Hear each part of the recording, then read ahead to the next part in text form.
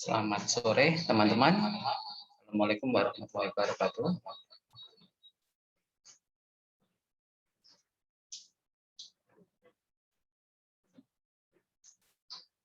Suara saya terdengar? Halo?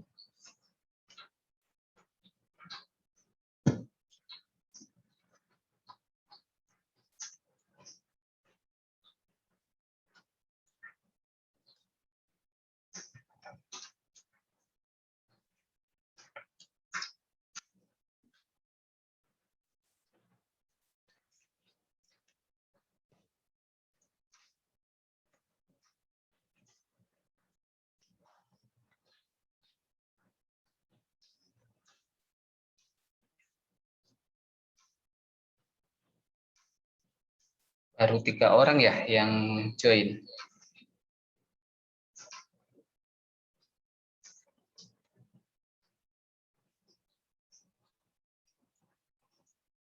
Oke, kita tunggu sebentar lagi.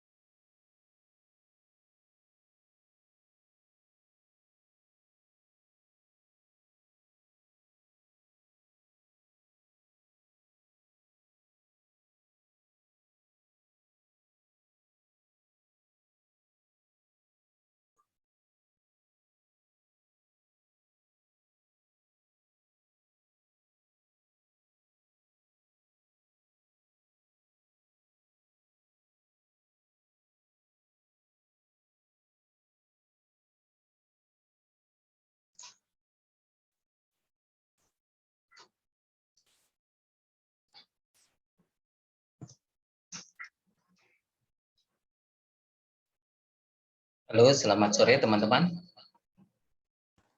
Sore, Pak. Sudah berapa yang join?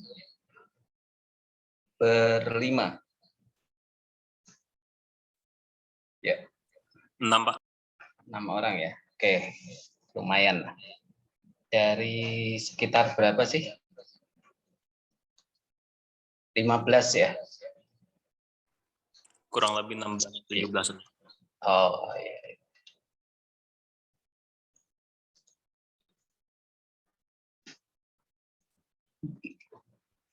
Gimana ini? Apa mau dimulai saja atau nunggu teman sebentar lagi? Mungkin ditunggu 2 menit lagi kali, Pak, ya. Oke. Sebentar, belum ada separuh juga ya. Ya, kasihan sebenarnya kalau terlambat.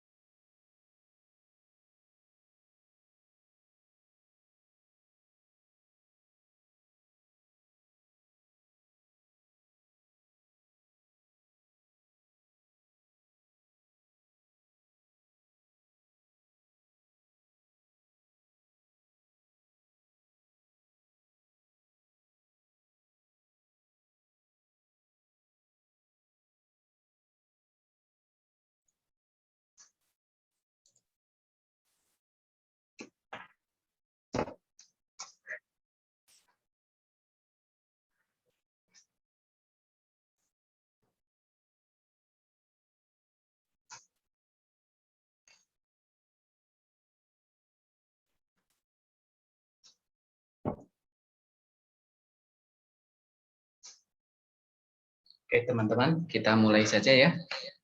Waktu sudah menunjukkan pukul 17:11. Oke, yang ada dulu saja. Nanti yang lainnya semoga bisa segera menyusul. Oke, selamat sore semuanya. Salam sehat selalu. Untuk pertemuan kali ini, suara saya terdengar jelas ya? Terdengar jelas, Pak. Oke, ya, sebentar. Jadi untuk pertemuan kita pada sore hari ini, kita akan membahas terkait dengan program linear menggunakan penyelesaiannya menggunakan metode simplex. Jadi untuk pertemuan sebelumnya kemarin, kita sudah bahas dan diskusi terkait dengan penyelesaian program linear menggunakan metode grafik. Nah, untuk kali ini kita akan mencoba membahas dan berdiskusi terkait dengan metode simplex. Nah, metode simplex itu apa ya sebenarnya? Nah, metode simplex ini bisa dikatakan merupakan suatu metode yang umum di sini digunakan untuk dapat menyelesaikan seluruh problem atau permasalahan dari suatu program linear, baik di dalam problem tersebut atau di dalam program linear itu melibatkan dua variabel keputusan maupun lebih dari dua variabel keputusan. Bisa terdiri dari 3, 4, dan seterusnya. Nah, kalau untuk variabel keputusan masih sederhana, masih sedikit, kita masih bisa menggunakan metode grafik. Namun ketika variabelnya sudah banyak, kita akan dimudahkan menggunakan metode simplex ini. Karena ketika menggunakan metode grafik akan mengalami beberapa kesulitan. Nah, metode simplex ini pertama kali diperkenalkan oleh Pak George P. Danzig pada sekitar tahun 1947 dan telah diperbaiki oleh beberapa ahli lain. Dalam perkembangannya sudah banyak diperbaiki dan disempurnakan. Kemudian metode penyelesaian dari metode simplex ini melalui suatu perhitungan ulang atau perulangan atau yang biasa disebut sebagai iteration, di mana langkah-langkah perhitungan yang sama diulang-ulang sebelum solusi secara optimal diperoleh. Artinya apa? Ada beberapa batasan atau kendala yang memungkinkan ketika permasalahan itu menunjukkan belum diperoleh solusi yang optimal sehingga mengharuskan dilakukan pengulangan atau perhitungan ulang atau iterasi ini. Nah, bagaimana penyelesaian dengan metode simplex ini? Ada persyaratan tertentu yang teman-teman perlu perhatikan. Syaratnya diantaranya yang pertama ini bahwa model program linear atau nanti bisa disebut itu bentuk kanonikal ini harus diubah dulu ke dalam suatu bentuk yang umum yang dinamakan sebagai suatu bentuk baku atau standar form. Nah, biasanya kan ini dalam bentuk masih bisa berupa uraian kalimat, misalkan suatu, nanti ada contohnya, suatu memproduksi. Kalau kemarin contohnya kan memproduksi, kemudian kita ubah dalam suatu persamaan matematis. Nah, nanti diubah dalam bentuk suatu bentuk baku lagi. Kemudian ciri-ciri dari bentuk baku untuk suatu model program linear ini yaitu diantaranya bahwa semua fungsi kendala atau fungsi pembatas ini berupa persamaan dengan sisi kanan non-negatif. Jadi semua persamaan di sisi kanan itu harus menunjukkan non-negatif. Kemudian semua variabel keputusan adalah non-negatif. Jadi di sini juga selain fungsi kendalanya di sisi kanan itu non-negatif, semua variabel keputusan juga non-negatif. Kemudian fungsi tujuan ini bisa tujuannya ada dua alternatif. Yang pertama bertujuan untuk memaksimumkan atau mencapai hasil maksimum maupun meminimumkan.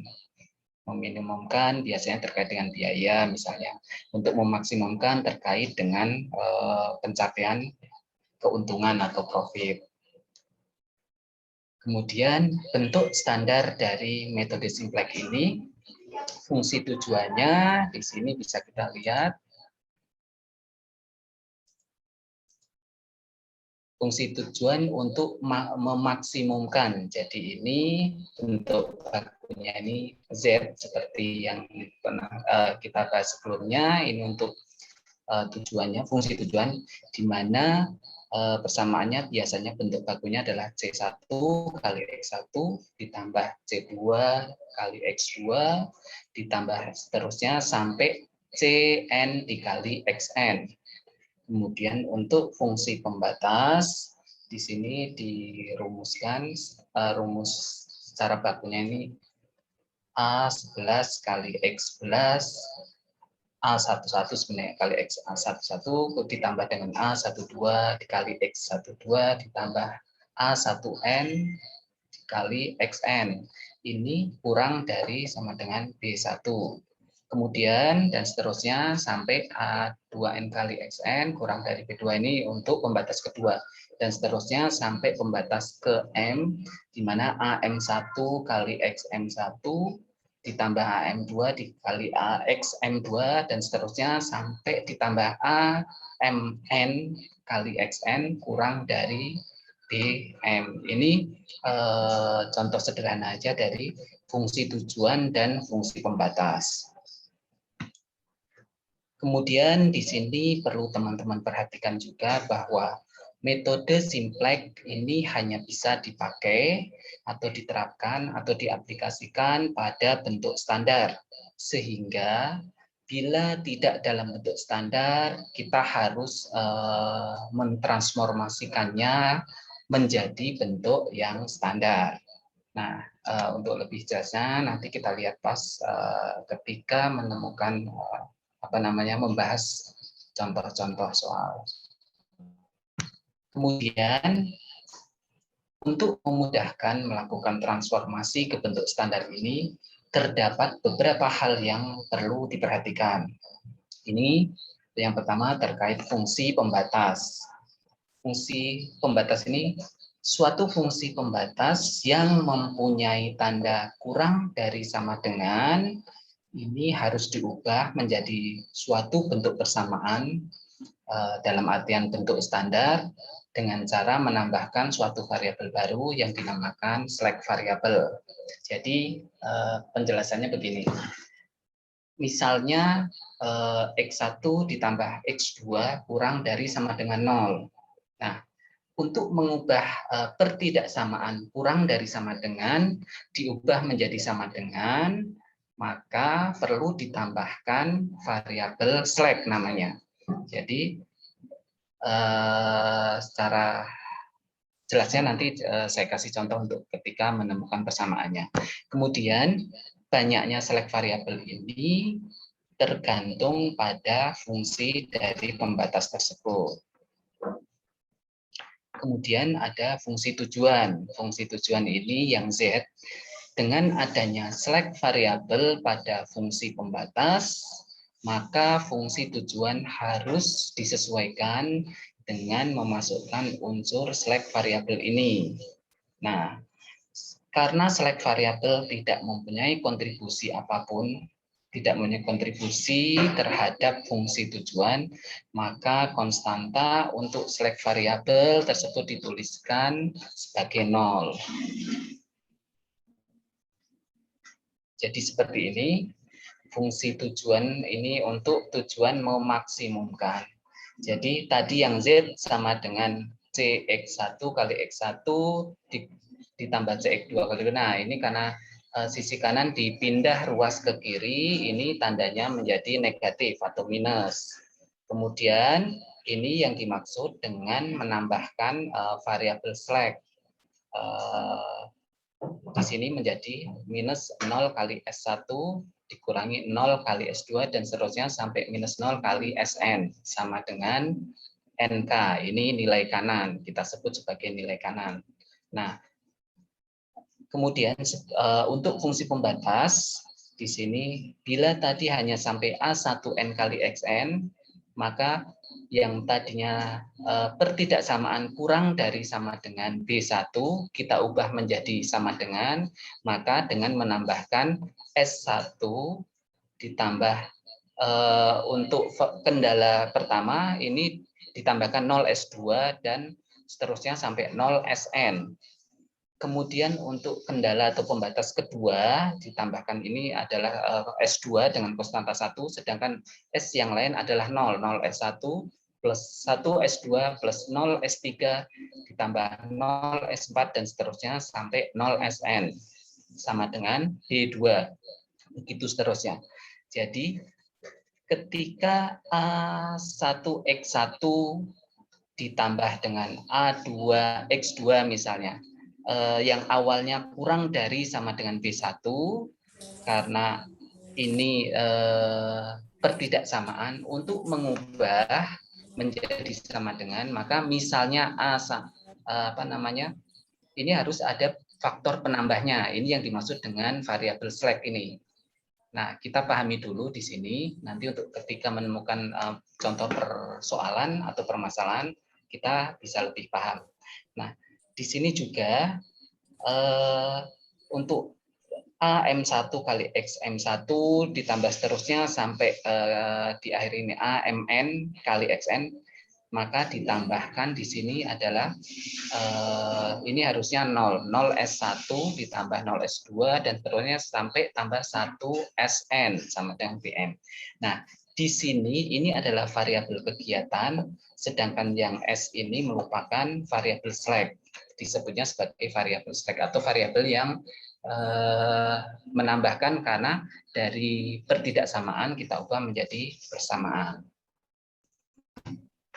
Kemudian setelah fungsi batasan kita ubah ke dalam bentuk bersamaan, dalam bentuk standar, maka untuk menyelesaikan masalah program linear ini dengan metode kompleks, kita menggunakan suatu kerangka tabel yang disebut dengan tabel simplex. Nah, di slide berikutnya akan kita lihat seperti apa tabel simplex tersebut dan bagaimana penerapannya. Nah, tabel ini nantinya akan mengatur model ke dalam suatu bentuk yang memungkinkan untuk penerapan penghitungan matematis menjadi lebih mudah. Nah, kita lihat sekarang. Nah, ini yang dimaksud dengan tabel simplex, di mana variabel dasarnya ini ada Z. Z ini adalah fungsi tujuan, sedangkan X1, X2 ini adalah fungsi pembatas, yang sini S1, S2 dan seterusnya ini adalah variabel slack. Ini nilai kanan. Begitu juga di sini, ini adalah Z ini merupakan fungsi tujuan, ini variabel slack. Nah, yang kita masukkan ke dalam tabel simplex ini adalah semua konstanta dari variabel-variabel ini di X1, X2, Xn, S1, S2, nah dan seterusnya. Jadi untuk S1 ini konstanta 1 ini pada S1 juga. Begitu juga di sini S2 dan seterusnya. Nah, untuk lebih jelasnya kita lihat lagi langkah-langkah untuk metode simplex ini. Yang pertama, kita merumuskan persoalan program linear ke dalam model umum program linear, di mana yang menunjukkan fungsi tujuan dan fungsi pembatas. Fungsi tujuan itu nantinya ada yang tujuannya untuk memaksimumkan, ada juga yang meminimalkan. Kemudian fungsi pembatas mengikuti tujuan dari fungsi tujuan. Kemudian tahap yang kedua, kita mengubah model umum dari program linear menjadi suatu model simplex dengan ketentuan sebagai berikut. Yang pertama, yang A ini fungsi pembatas. Di sini kita tambahkan select variabel dan atau surplus variabel. Jadi untuk tujuan yang memaksimalkan, kita akan menambahkan select variabel. Sedangkan untuk meminimumkan atau yang pertidaksamaannya itu lebih dari sama dengan, itu nantinya akan menambah atau mengurangi dengan variabel surplus atau variabel buatan atau yang disebut dengan variabel artifisial. Kemudian untuk fungsi tujuan kita mengubah bentuk fungsi tujuan eksplisit menjadi persamaan bentuk implisit. Kemudian menambahkan atau mengurangi dengan variabel slack atau variabel surplus dan atau variabel buatan yang bernilai 0. Ini agak teorinya agak membingungkan sebenarnya ya, karena kita belum bisa membayangkan. Nah, nanti kita coba lihat di soal contoh. Kemudian yang ketiga, formulasikan ke dalam tabel simplex. Ketika fungsi tujuan yang Z itu sudah kita ubah menjadi suatu persamaan bentuk implisit, kemudian juga fungsi pembatas atau fungsi kendala kita juga ubah menjadi persamaan yang bernilai 0, maka kita masukkan nilai-nilai dari konstantanya ke dalam tabel simplex. Nah, kemudian lakukan langkah-langkah penyelesaian. Nah, kita lihat, kita terapkan pada contoh yang pertama. Di sini kita mempunyai suatu model program linear dengan fungsi tujuan di sini adalah Z sama dengan 8 kali X1 ditambah 6X2.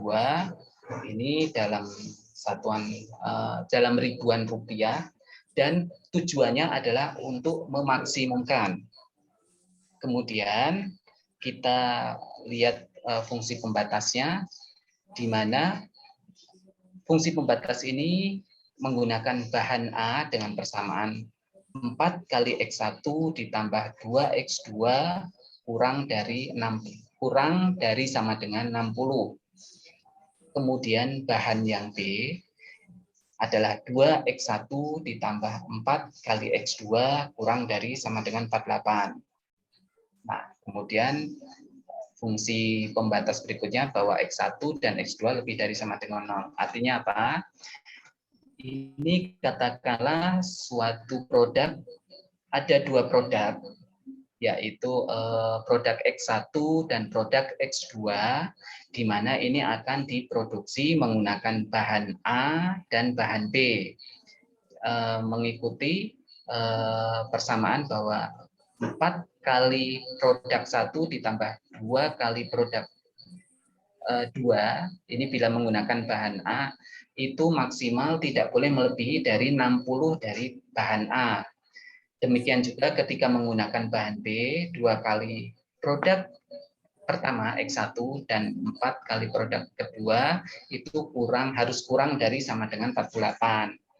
Dengan keuntungan misalnya di sini untuk setiap produk 1 adalah 8 dan produk kedua adalah 6, maka kita diharapkan bisa mengambil keputusan bahwa 8X1 ditambah 6X2 nantinya akan menghasilkan yang paling optimal atau yang paling maksimum dengan mencari jumlah dari X1 itu berapa dan X2-nya berapa. Nah, di sini kita lihat dengan menggunakan model simplex, maka fungsi tujuannya yang tadinya Z sama dengan 8X1 ditambah 6X2, ini kita ubah untuk menjadi sama dengan 0. Ini tujuannya untuk memaksimumkan, menjadi Z dikurangi 8X1 dikurangi 6X2 dikurangi 0S1 dikurangi 0S2. Nah, ini variabel slack-nya. Kemudian untuk fungsi pembatas yang tadinya 4X1 ditambah 2X2 kurang dari sama dengan 60, di sini kita tambahkan variabel slack yang tadinya pertidaksamaan kurang dari sama dengan, kita ubah menjadi sama dengan, maka kita tambahkan plus S1 ditambah 0S2 menjadi sama dengan 60. Kemudian fungsi pembatas kedua, tadi 2X1 ditambah 4X2 kurang dari sama dengan 48, sekarang menjadi 2X1 ditambah 4X2 ditambah 0S1 ditambah 1S2 sama dengan 48. Teman-teman kalau misalkan ada pertanyaan silahkan langsung ditanyakan ya. Sementara saya lanjutkan dulu. Nah, sekarang pembatas atau fungsi kendala berikutnya yang tadinya hanya 2 variabel, sekarang jadi 4, ada X1, X2, S1, dan S2, ini semuanya lebih dari sama dengan 0. Nah, kemudian kita membuat tabel simplex dari variabel dasar, kemudian ada X1, X2, S1, S2, dan nilai kanan. Nah, kemudian nilai-nilai dari persamaan tadi kita masukkan. Di sini adalah Z untuk fungsi tujuan, ini variabel select-nya. Nah, 8 ini, min 8 ini dari persamaan yang fungsi tujuan. Ini koefisiennya. Jadi, minus 8, minus 6, S1-nya 0, S2-nya 0, dan nilai kanalnya atau sama dengan 0. Bisa dipahami ya, teman-teman ya. Kemudian, untuk S1-nya kita lihat sini adalah tadi kan persamaannya 4X1 ditambah 2X2 ditambah 1S1 ditambah 0S2 sama dengan 60. Kemudian yang berikutnya, fungsi dari pembatas berikutnya adalah 2X1 ditambah 4X2 ditambah 0S1 ditambah 1S2 sama dengan 48. Sebentar kita lihat sekilas. Nah, tadi nilai dari ini, koefisien ini kita masukkan dalam tabel simplex. Yang tadi yang Z itu ini min 8, min 6, 0, 0, dan nilai kanannya 0. Kemudian untuk fungsi pembatas S1, 4, 2, 1, 0, 60. Kemudian 2, 4, 0, 1, 48. Nah, ini kita peroleh tabel simplex ini. Kemudian langkah-langkah penyelesaiannya kita lakukan yang dimaksud dengan perulangan tadi atau iterasi awal, di mana di sini kita sebut sebagai iterasi 0. Nah, caranya di sini ini tadi yang nilainya iterasi 1 menentukan kolom kunci atau kolom pivot, sebagian disebut sebagai kolom pivot. Nah, kolom kunci atau kolom pivot adalah kolom yang mempunyai koefisien fungsi tujuan yang bernilai negatif terbesar. Artinya apa? Nilai negatifnya adalah yang terbesar. Kita lihat.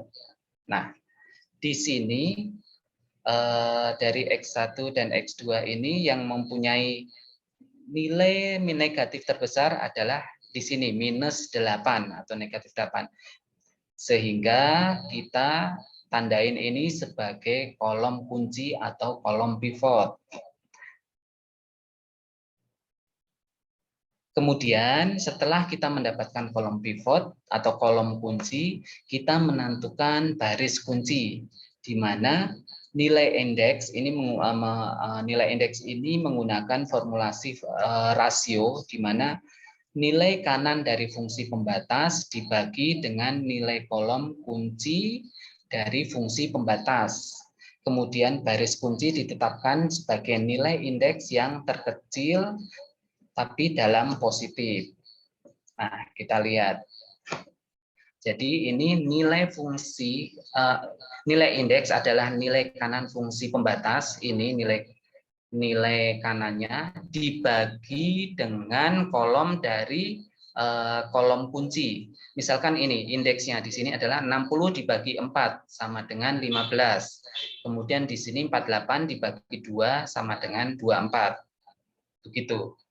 Ini ketemu indeksnya. Kemudian baris kunci adalah nilai indeks yang terkecil. Jadi dari 15 dan 24 yang terkecil adalah 15. Artinya kolom variabel dasar S1 ini adalah sebagai baris kunci. Sedangkan ini adalah kolom kunci. Kemudian perpotongan antara kolom kunci dengan baris kunci ini disebut sebagai angka kunci atau angka pivot atau elemen kunci. Di sini adalah nilainya 4, ini disebut sebagai angka kunci. Langkah berikutnya, setelah kita mendapatkan kolom kunci, kemudian baris kunci, dan angka kunci, berikutnya adalah kita menentukan perubahan-perubahan nilai baris. Sebagai berikut ketentuannya. Nilai baris kunci baru sama dengan nilai baris kunci lama dibagi dengan nilai angka kunci. Kemudian nilai baris yang lain selain dari baris nilai baris yang yang kunci, berarti baris selain itu sama dengan baris lama dikurangi nilai baris kunci baru dikali dengan angka kolom kunci baris yang bersangkutan. Nah, ini agak membingungkan. Nah, jadi ini tadi di sini adalah angkanya kan 4.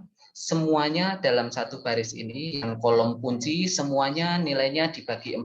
Bila kita lihat, nah ini kolom baris kunci yang ini nilainya semuanya dibagi dengan angka kunci. Berarti 4 dibagi 4 1, 2 dibagi 4 setengah, 1 dibagi 4 seperempat, ini 0, 60 dibagi 4 menjadi 15. Kita lihat. Nah, ini untuk menentukan nilai baris kunci yang baru. Ini untuk iterasi yang iterasi 0. Kemudian untuk baris yang lain seperti yang ini, oh ya saya lupa. Ketika menentukan ini, karena ini menjadi baris kunci, maka yang tadinya S1 ini digantikan menjadi X1. Karena ini merupakan kolom kunci dan ini baris kunci. Nah, kemudian kita menentukan nilai baris yang lain, yaitu baris lama dikurangi dari nilai baris kunci baru dikali dengan angka kolom kunci baris yang bersangkutan.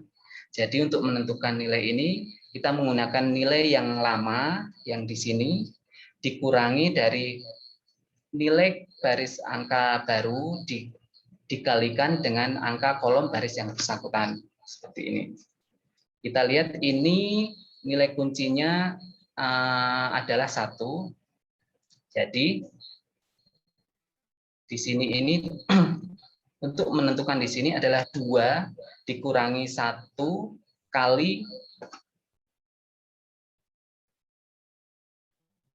ini tadi 2 dikurangi 1 dikali kolomnya dia sendiri 1. Berarti 2 dikurangi 1 dikali 1.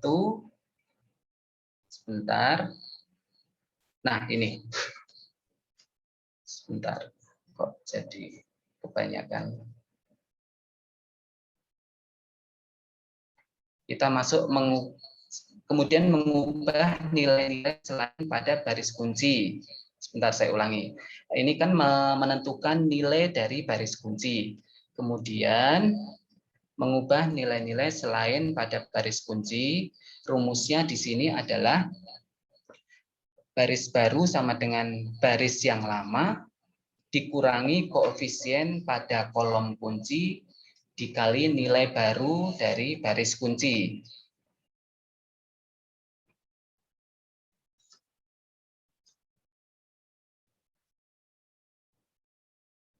Kita lihat, ini untuk baris Z. Baris Z ini adalah yang lama min 8, min 6, 0, 0, 0. Kemudian baris kunci yang baru itu adalah ini. 1, setengah, seperempat, 0, 15. Saya balik kembali biar mengingatkan. Nah, ini yang baris lama, kemudian yang baris baru, baris kunci adalah ini. Nah, kita lihat. Nah, jadi di sini ada pengalinya ini. Nilai yang merupakan dari kolom kunci dikalikan dengan baris kunci yang baru. Kemudian kita kurangi. Jadi min 8 dikurangi minus 8 sama dengan min 8 ditambah 8 sama dengan 0. Kemudian min 6 dikurangi 4 atau ditambah 4 karena minus min 6 plus 4 jadi minus 2. Kemudian 0 dikurangi berapa ini? Positif 2 jadi 2. Kemudian 0 dikurangi 8 kali 0 tetap 0.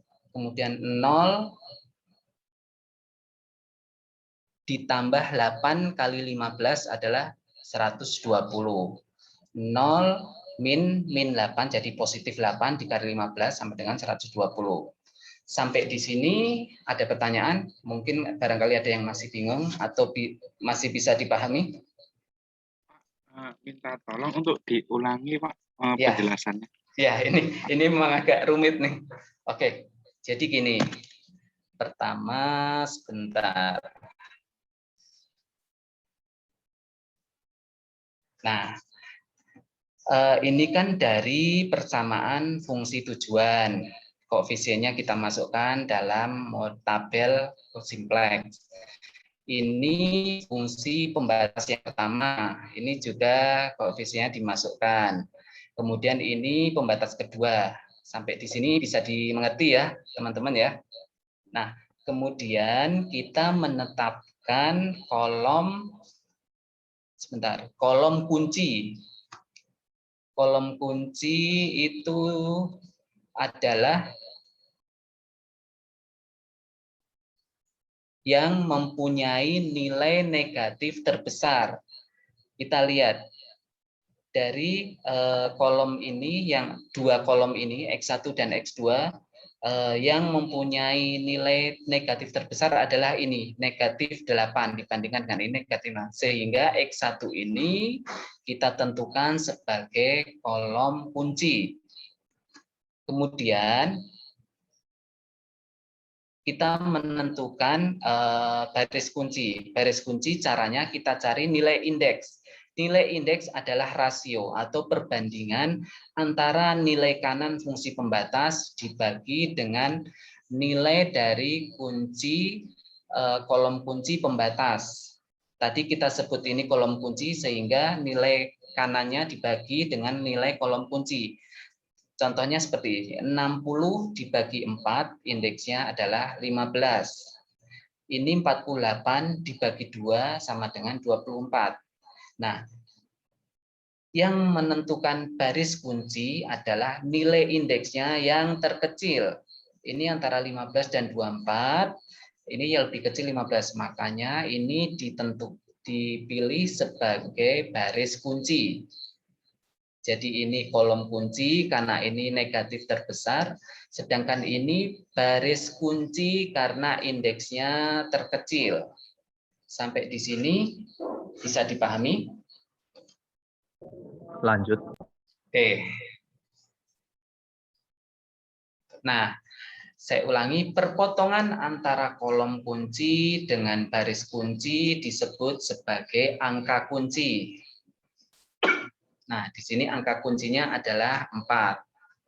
Kemudian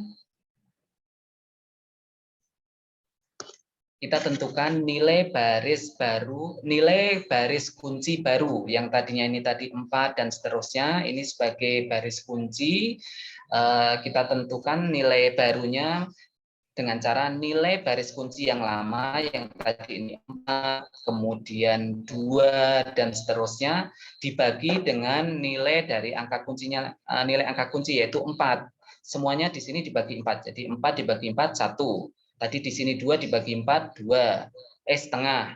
1 dibagi 4 seperempat dan seterusnya. Ini 0 dibagi 4 0. Ini tadi di sini 60 dibagi 4 sama dengan 15. Sampai di sini bisa dipahami ya teman-teman ya. Kemudian mengubah nilai-nilai selain pada baris kunci. Bila tadi nilai di baris kunci sudah kita tetapkan, sekarang menentukan nilai-nilai selain dari baris kunci. baris baru di sini sama dengan baris yang lama dikurangi dari koefisien pada kolom kunci dikali dengan nilai baru baris kunci. Nah, ini agak secara secara rumus kita agak bingung memang, namun ketika melihat ini kita akan lihat. Nah, ini baris kunci yang lain, nilai baris yang lain. Ini untuk yang Z, ini tadi kan koefisiennya min 8, min 6, 0, 0, 0.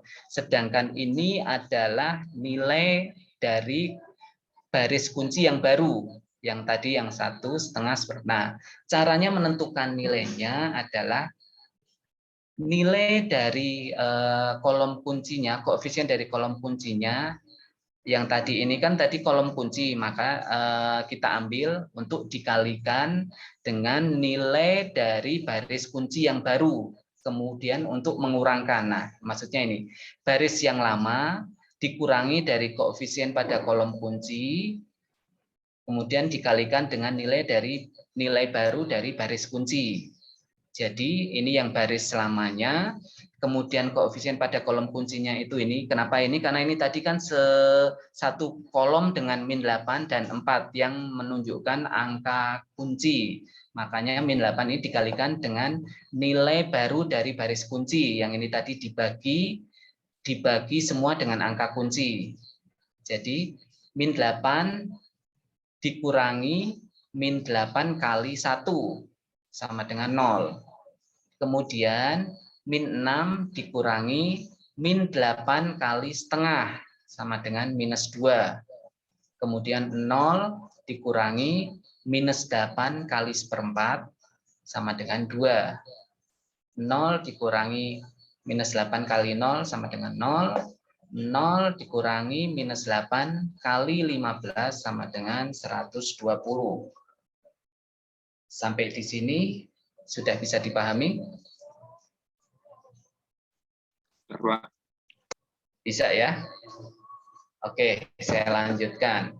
Jadi ini nilai baris baru dari baris yang Z, yang fungsi tujuan. Nah, kita lihat.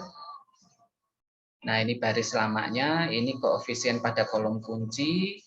Kemudian ini adalah nilai baru dari baris kunci. Kemudian, nah ini baris pertama yang Z, ini nilainya, nilai barunya.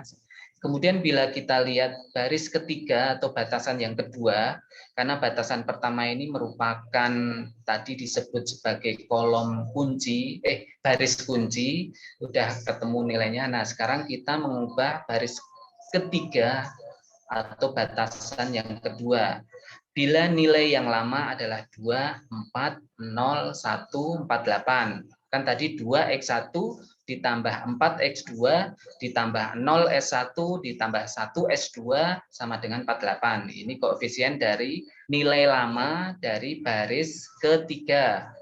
Kemudian ini koefisien pada kolom kunci adalah 2. Kan tadi karena kolomnya adalah min 8, 4, terus 2. Nah, ini 2 ini sebagai kolom kunci dari baris ini. Dikalikan dengan nilai baru dari baris kunci. Jadi ini sama, karena ini nilai baru dari baris kunci yang sudah terbentuk. Kemudian dikurangkan ini, formulasinya dikurangkan, maka kita hitung 2 dikurangi 2 dikali 1 sama dengan 0. 2 dikurangi 2 berarti 0. Kemudian 4 dikurangi 2 kali setengah, berarti 4 dikurangi 1 sama dengan 3. Kemudian 0 dikurangi 2 kali seperempat, 2 kali seperempat itu setengah, jadi 0 dikurangi setengah sama dengan minus setengah.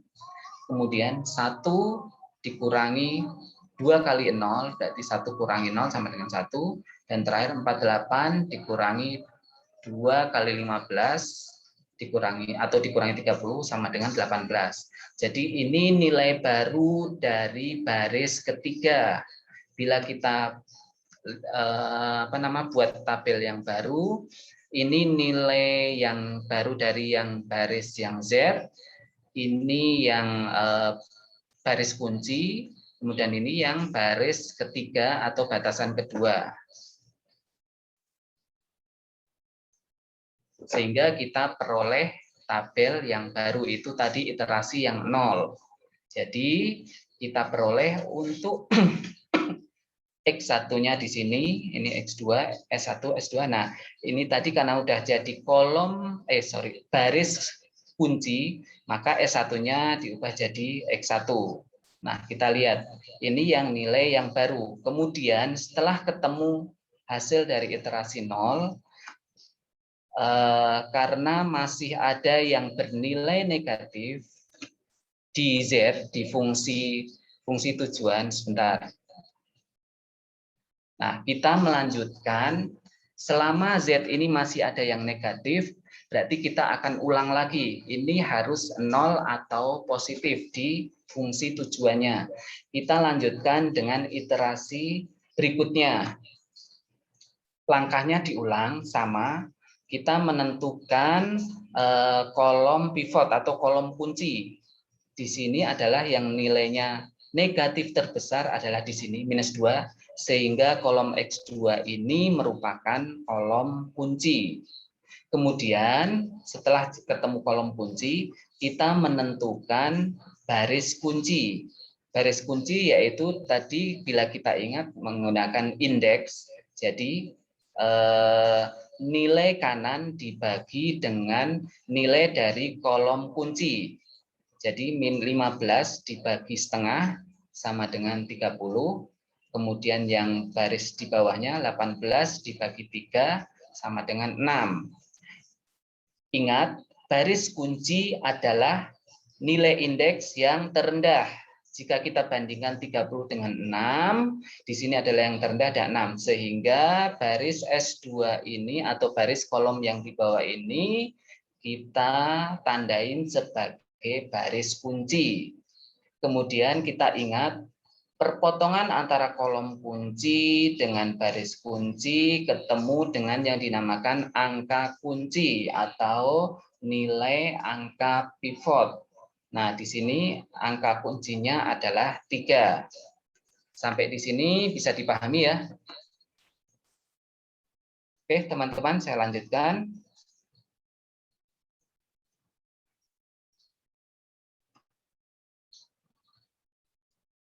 Nah, ini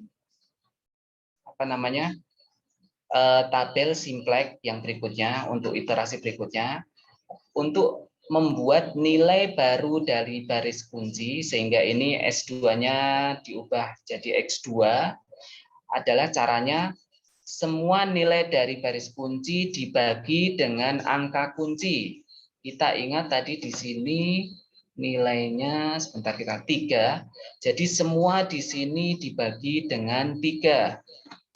Sehingga diperoleh di sini 0, 0 dibagi 3 tetap 0. Ini di sini tadi 3 dibagi 3 sama dengan 1. Ini tadi minus setengah dibagi 3 menjadi min 1/6. Kemudian di sini tadi 1 dibagi 3 jadi 1/3. Di sini 18 dibagi 3 menjadi 6. Ini nilai baru dari baris kunci. Kemudian kita menentukan nilai baru dari baris ini, baris yang lain. Baris pertama dan baris kedua caranya sama, yaitu dengan cara baris yang lama dikurangi dari koefisien ini dikalikan dengan baris ini, baris kunci yang baru.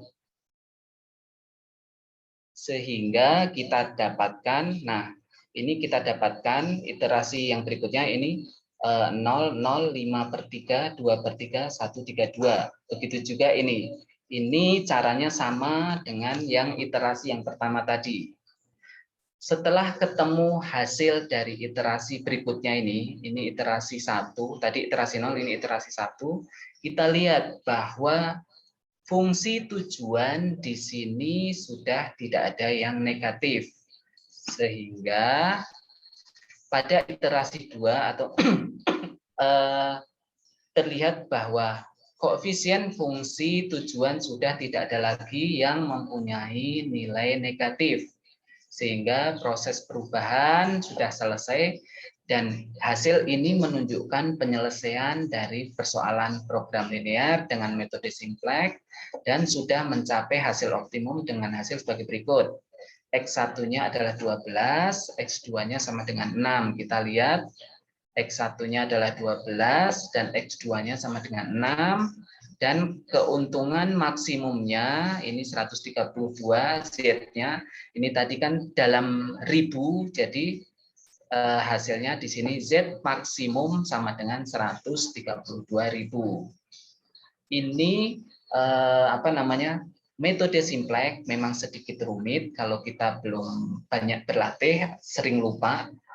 Namun untuk pembatas yang banyak ini akan lebih lebih optimal untuk dibandingkan dengan cara metode grafik. Sebenarnya untuk dengan dua pembatas, fungsi pembatas atau fungsi kendala, cukup menggunakan metode grafik sudah cukup powerful lah ya, bisa hasilnya sama saja. Namun ketika nanti ini hanya untuk sebagai contoh untuk untuk memahami bagaimana menghitung dengan menggunakan metode simplex. Sampai di sini bisa dipahami teman-teman?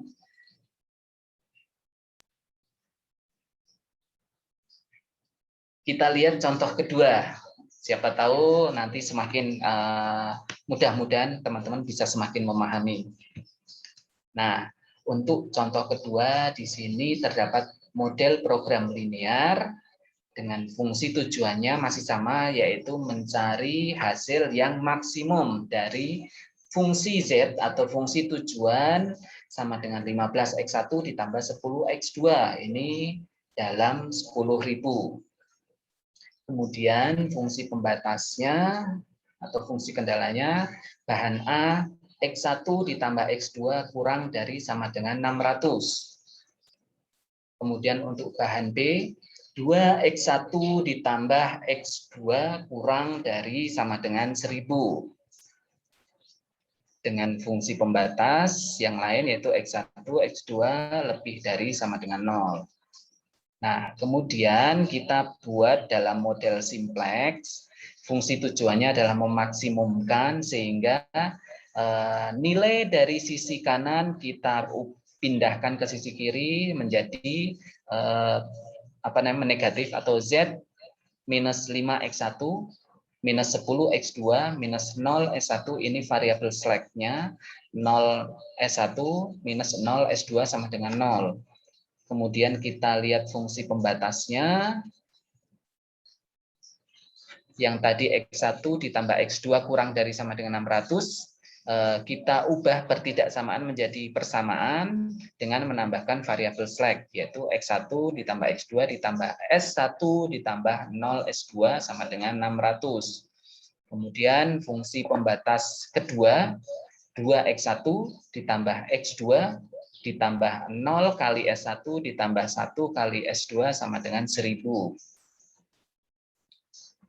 Ini variabel fungsi pembatas berikutnya X1, X2, S1 dan S2 lebih dari sama dengan 0. Nah, kemudian kita buat tabel simplex-nya.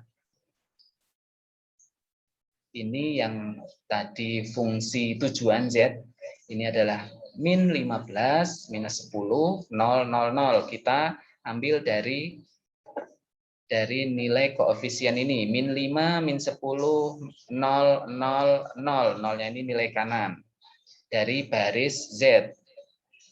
Kemudian kita masukkan juga untuk yang fungsi pembatas pertama, ini tadi 1, 1, 1, 0, nilai kanannya 600. Kemudian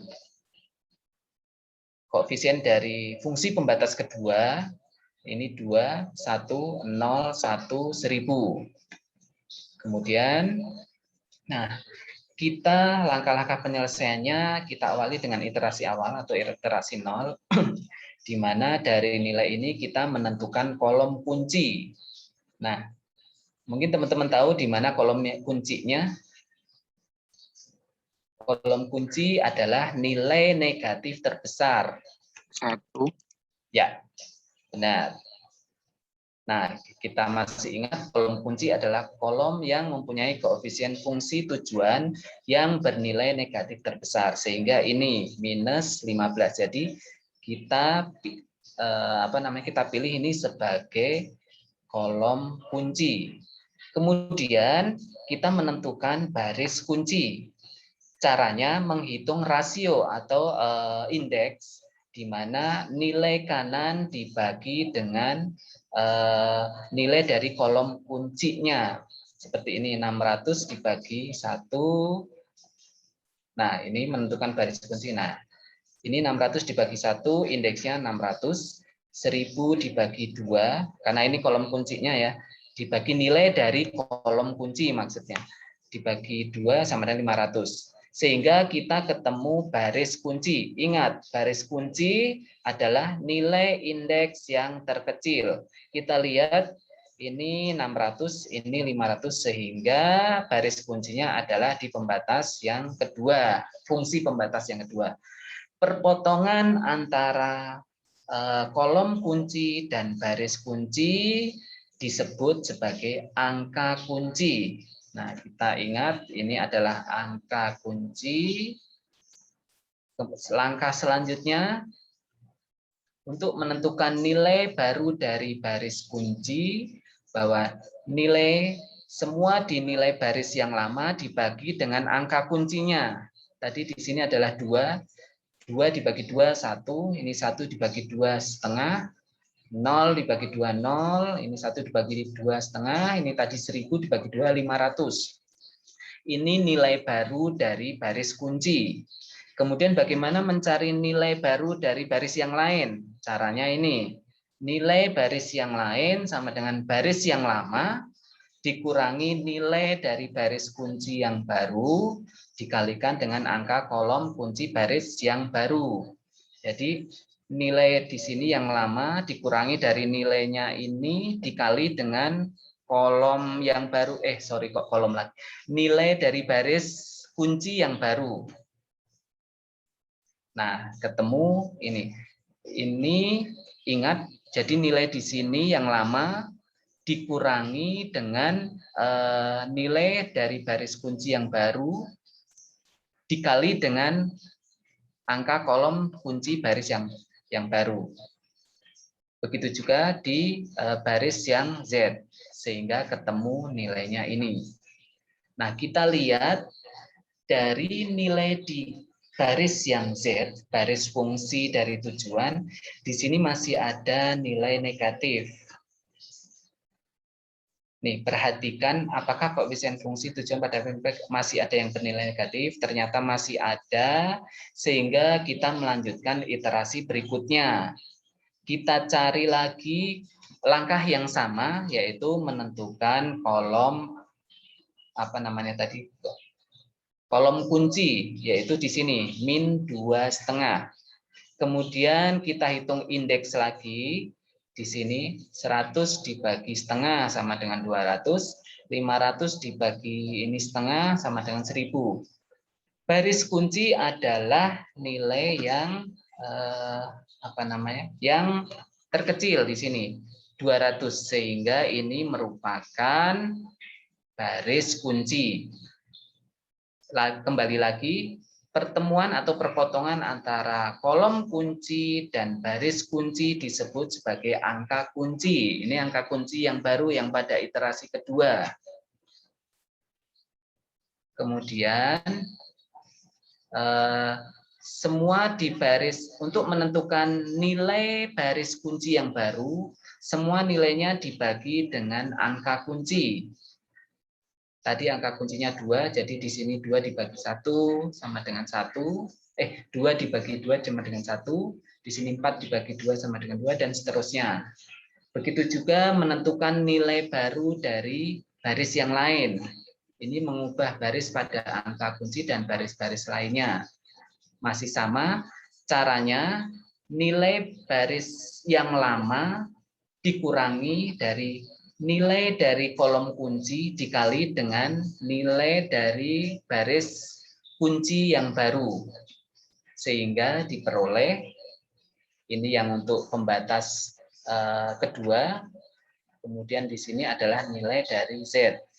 Ini diperoleh tabel simplex dengan nilai setelah mengalami atau melalui perhitungan dari iterasi kedua.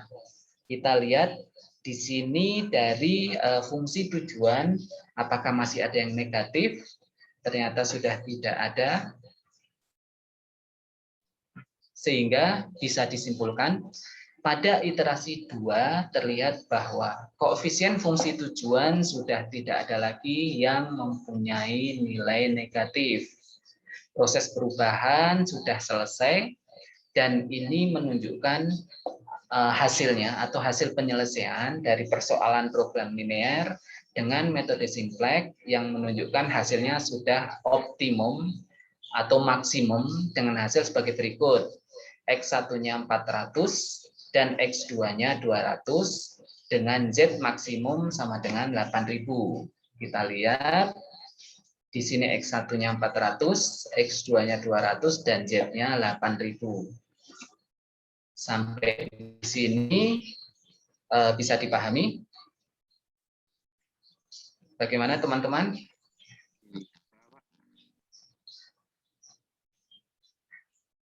Ada yang mau ditanyakan lagi?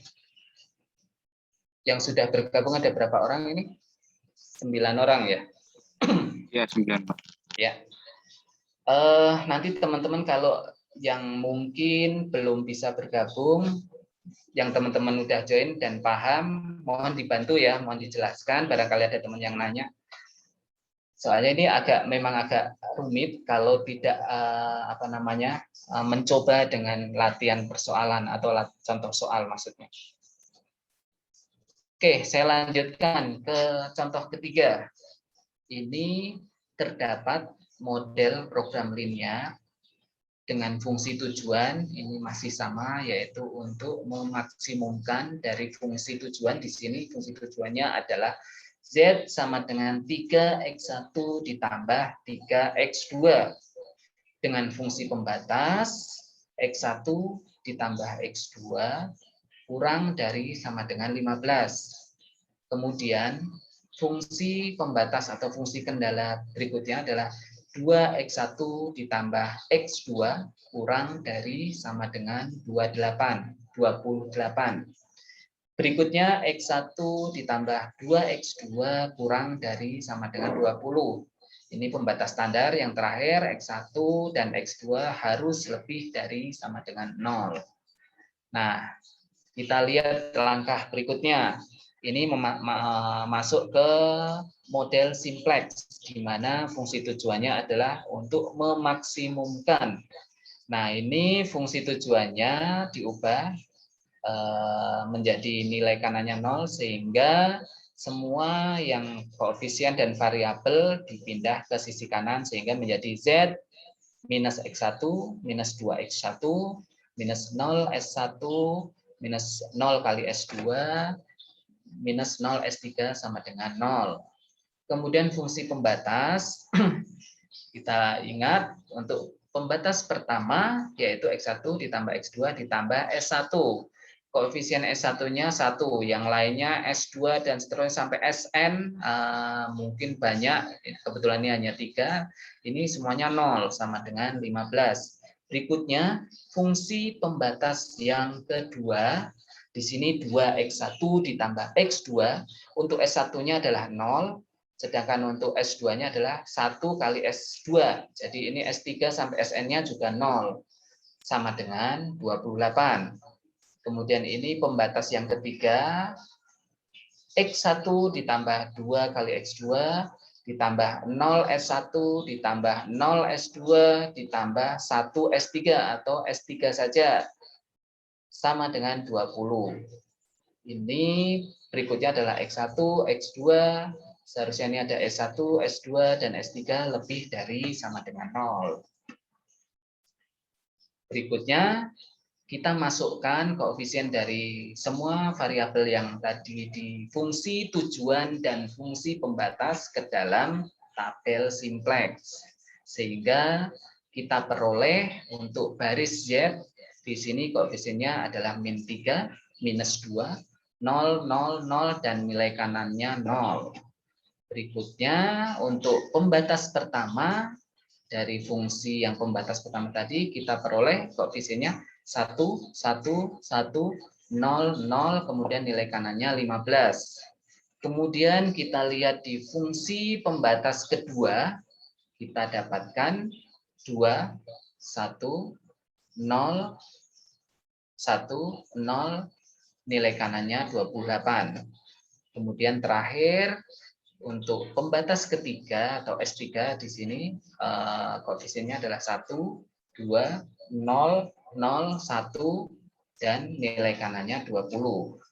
Setelah memasukkan nilai koefisien dari semua variabel dari fungsi tujuan dan fungsi pembatas pada tabel simplex, selanjutnya kita tentukan kolom kunci.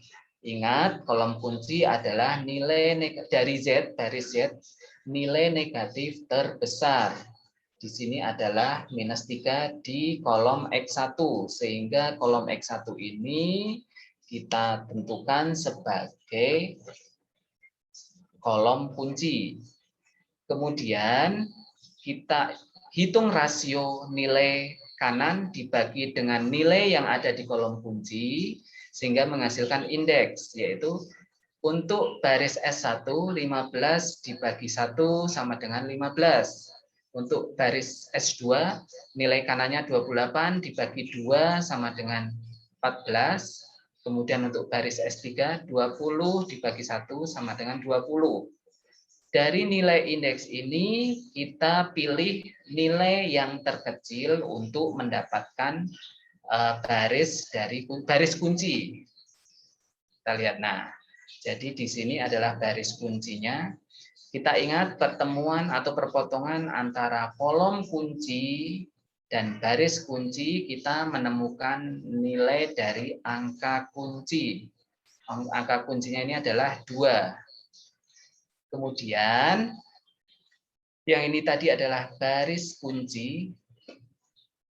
Kita cari nilai baru dari baris kunci, yaitu semua nilainya dibagi dengan angka kunci. Angka kuncinya tadi di sini 2, sehingga ini 2 dibagi 2, 1. Di sini 1 dibagi 2 sama dengan setengah, dan seterusnya, sehingga ketemu nilainya 0, setengah, 0, 14. Kita sudah menemukan nilai baru dari baris kunci. Ini iterasi yang pertama. Kita selanjutnya mencari, nah ini tadi yang S1 karena ini sudah jadi nilai baru sehingga menjadi X1. Ini diubah ya. Nah, kemudian kita menentukan nilai baru dari baris lain. Ada baris Z, baris S1, dan baris S3. Caranya masih ingat, yaitu nilai yang lama dikurangi dengan koefisien dari nilai angka kunci dikali dengan baris kunci, sehingga ketemu 0, 3/2, 0, min setengah, 1, 6. Demikian juga untuk baris S1 juga sama, nilai dari baris yang lama dikurangi dengan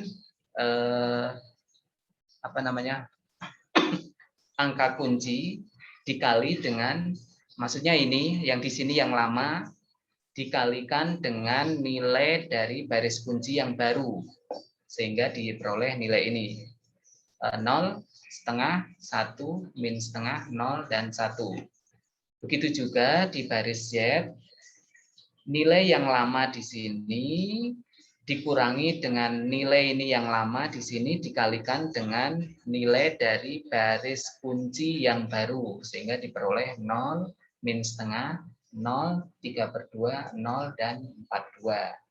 Kemudian dari iterasi pertama, ini hasil tabel simplex dari hasil iterasi yang pertama, kita lihat bila masih ada nilai negatif, artinya iterasi dilanjutkan kembali sampai nilainya 0 atau positif. Sehingga bila masih ada negatif, ini menunjukkan bahwa hasil belum optimal. Kita lanjutkan ke iterasi berikutnya. Nah, iterasi berikutnya ini kita cari lagi kolom kuncinya.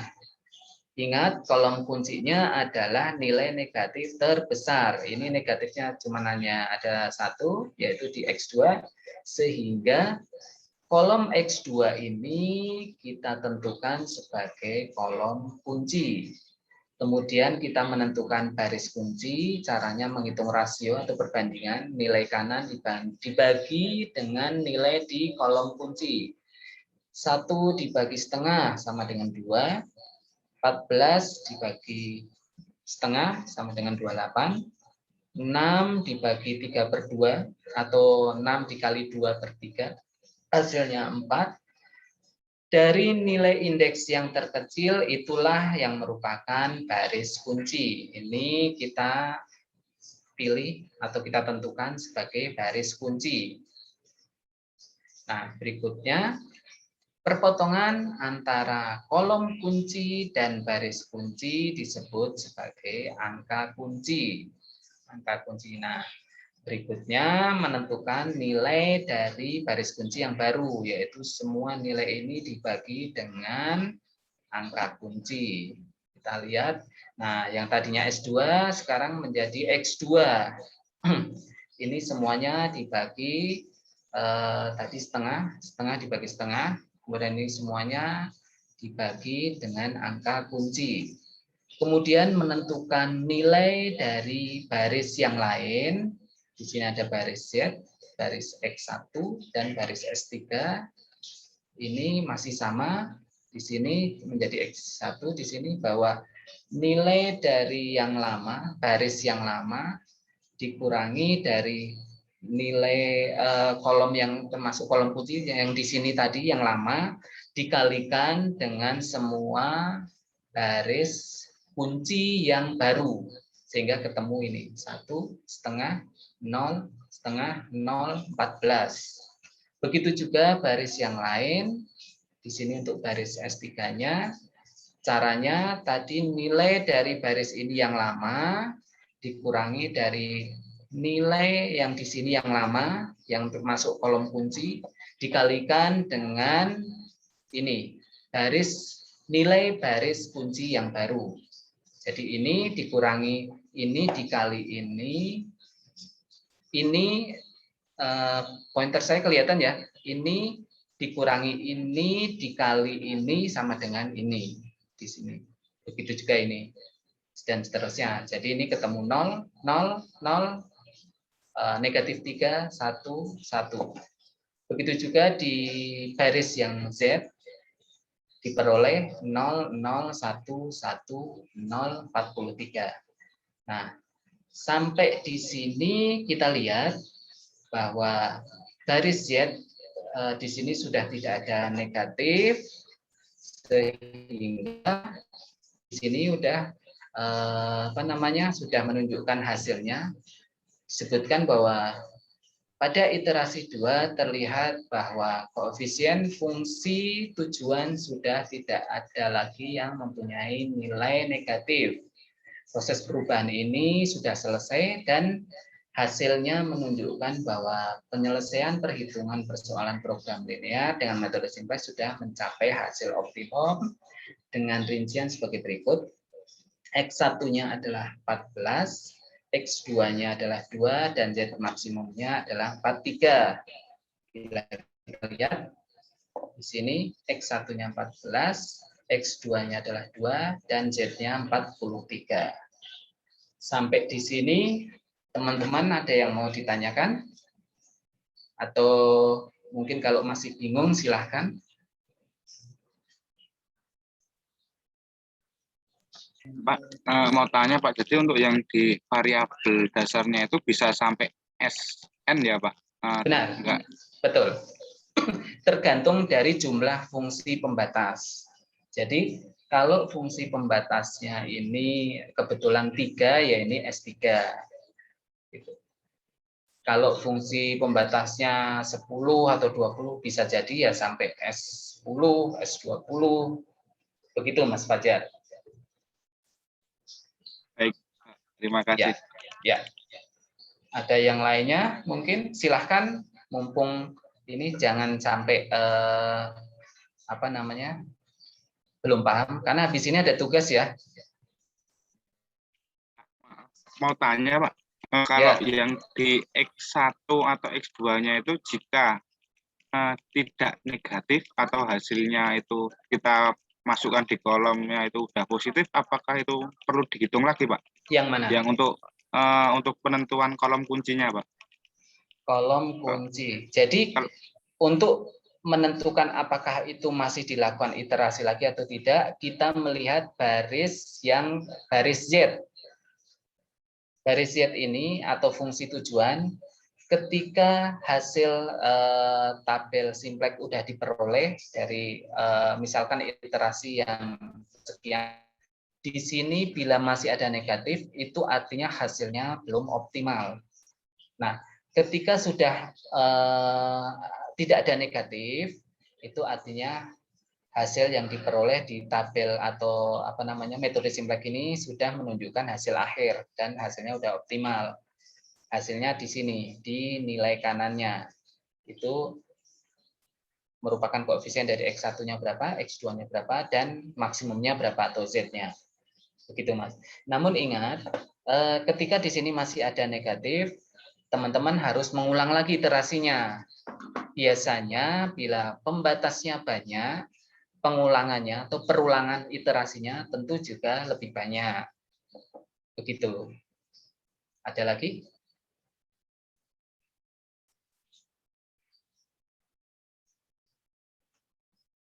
Ayo yang lain mungkin. Syukur kalau sudah paham.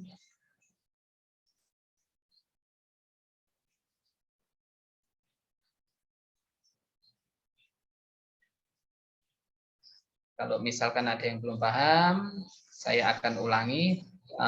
Mohon ditunjukkan di bagian mana yang kira-kira masih perlu saya ulangi untuk jelaskan. Mungkin sambil menunggu, saya absen dulu ya.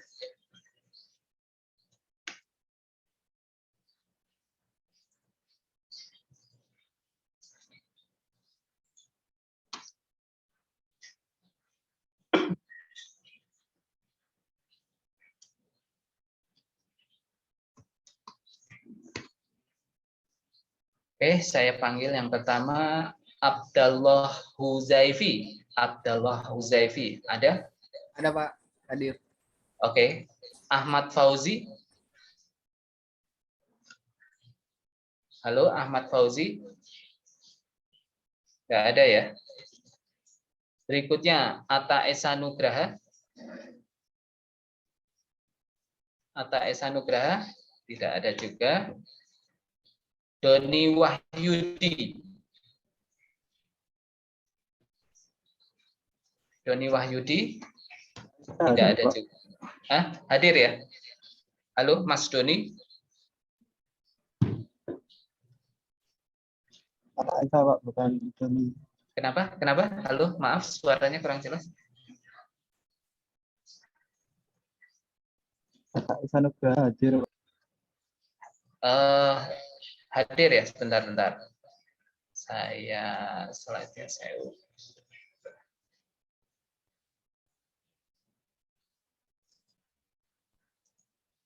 biar bisa dilihat.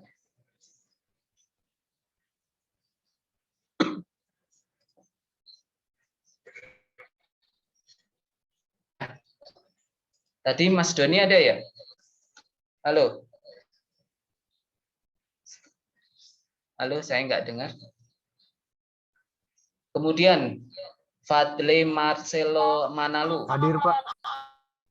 Kemudian Fajar Kurniadi, ada ya? Hadir Pak. Leonis Firdaus. Halo? Leonis Firdaus. Nggak ada informasi. Muhammad Misbahuddin. Halo? Pak Leonis Firdaus hadir Pak. Apa sakit ya? Leonis Firdaus hadir Pak. Leonis Firdaus hadir? Ya. Oh ya, maaf. Oke. Kemudian Raka Fadilah Al-Farizi.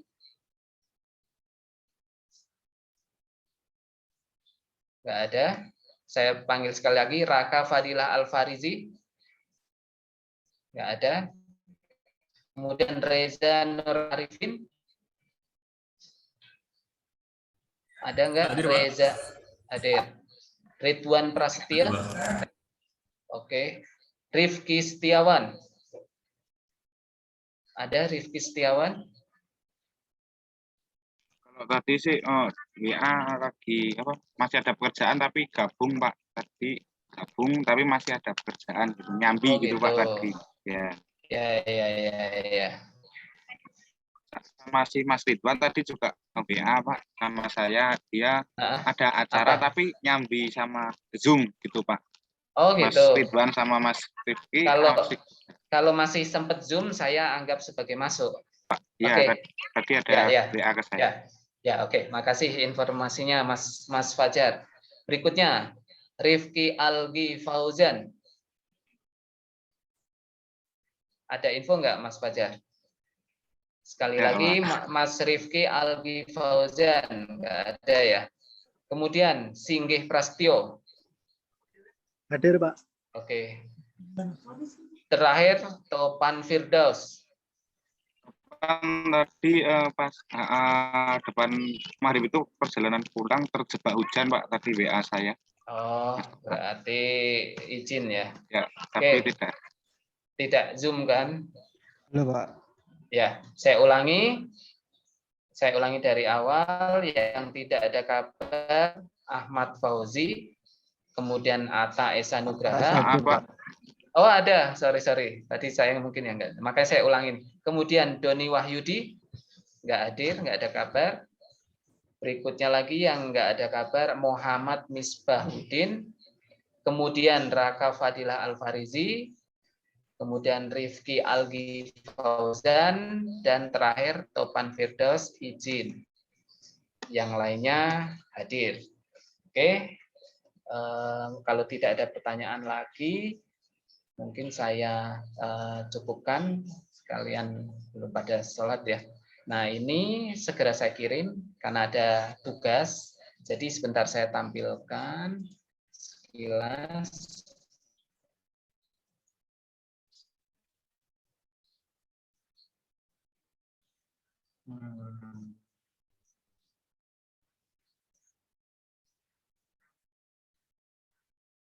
Oh, malah menutup ternyata.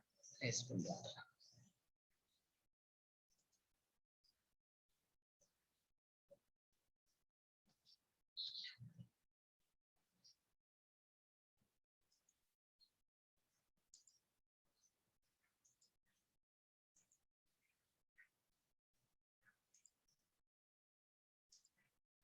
Nah, jadi ini tugasnya sebuah pabrik, udah muncul ya, sebuah pabrik sepatu di sini akan memproduksi sepatu untuk ekspor dan untuk tujuan lokal dari dua bahan baku, yaitu bahan bakunya,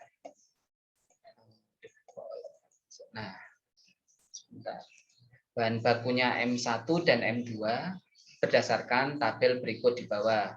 Nah, di sini teman-teman yang mencari solusinya adalah menentukan keputusan terbaik untuk mendapatkan keuntungan maksimum. Yang pertama menggunakan metode grafik yang kemarin kita pelajari di pertemuan sebelumnya. Yang kedua metode simplex. Nanti teman-teman bisa bandingkan hasilnya antara metode grafik dan metode simplex. Di sini bahwa untuk sepatu ekspor bisa memproduksi 6 kali menggunakan bahan M1, maksudnya 6 kali X1, X1-nya adalah sepatu ekspor, dan 6 kali X2 sepatu lokal dengan bahan maksimal atau kurang dari sama dengan 24 ton.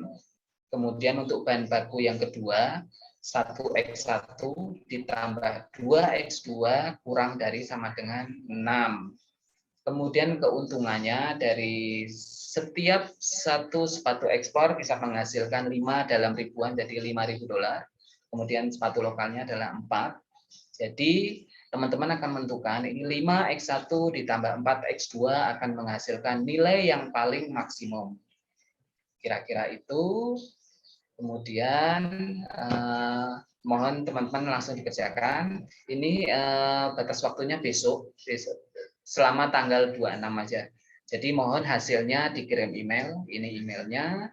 Kemudian subjeknya ini mohon disamakan, harus sama persis untuk nama, identitas maupun NIM maupun apa, jangan di subjek email, cukup di lembar jawab atau di isi email.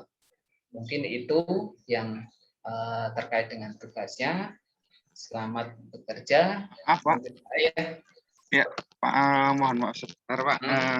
Mau minta kelonggarannya. Kalau untuk paling lambatnya, deadline-nya kan bisa minta beberapa hari lagi enggak, Pak? Karena mohon maaf karena saya juga bekerja dan teman-teman mungkin masih terkendala kerja juga, Pak.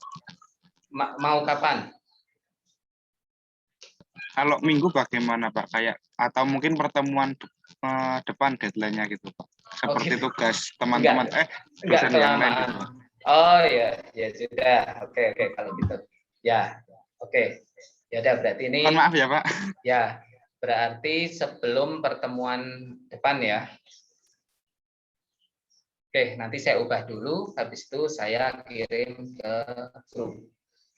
Oke, sampai di sini. Cukup jelas ya.